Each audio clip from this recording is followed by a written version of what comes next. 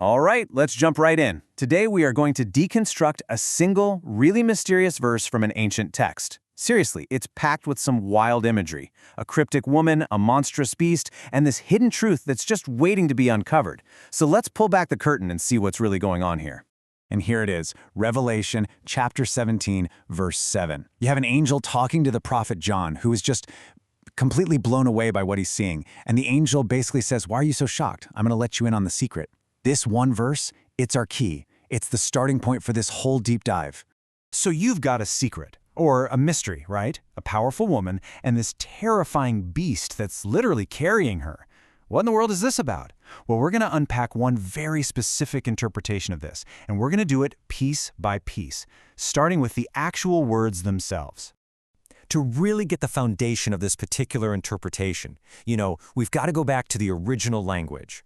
The little details, the nuances of these ancient Greek words, that's where the first clues are hiding.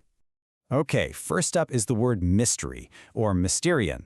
Now, this isn't like a murder mystery we're trying to solve. In this context, it's more like a sacred secret, a divine truth that's been under wraps but is now being revealed by the angel.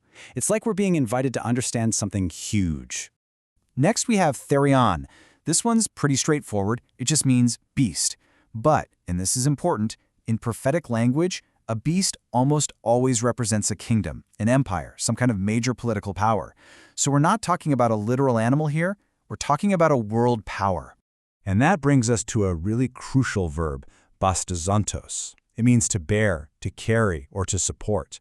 So see, the beast isn't just standing next to the woman, it is actively carrying her. This word points to a relationship of support, of dependency. The woman is getting her power, her position, from the very beast she's riding.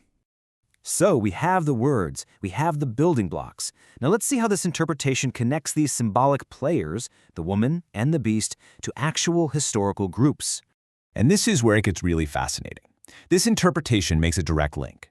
The woman isn't a single person, but a system, specifically Jerusalem's religious authority, which this view says had turned away from its true purpose.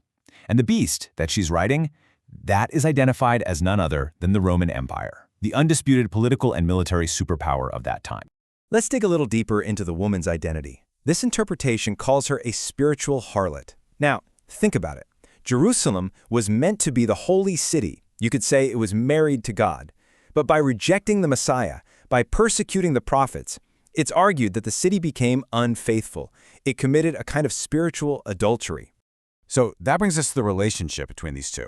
If the woman is Jerusalem's religious system and the beast is Rome, then her riding on the beast points to a powerful and, let's be honest, an unholy alliance.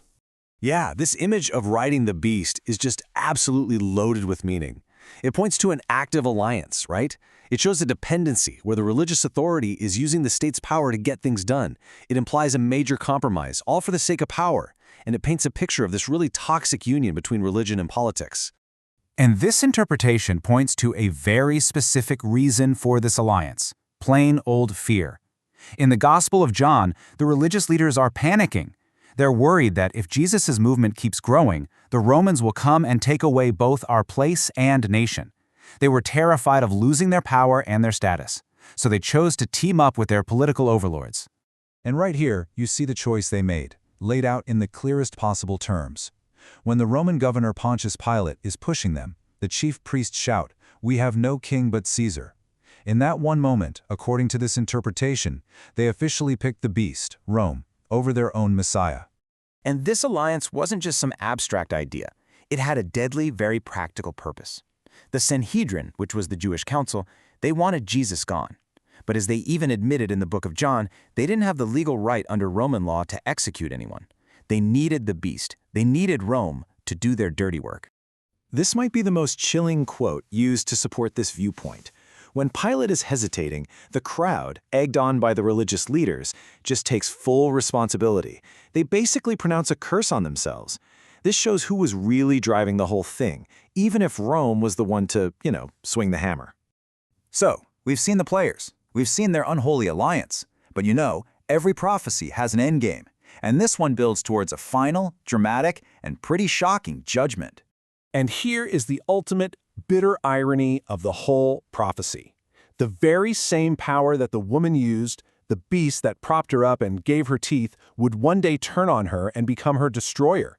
The ally becomes the executioner.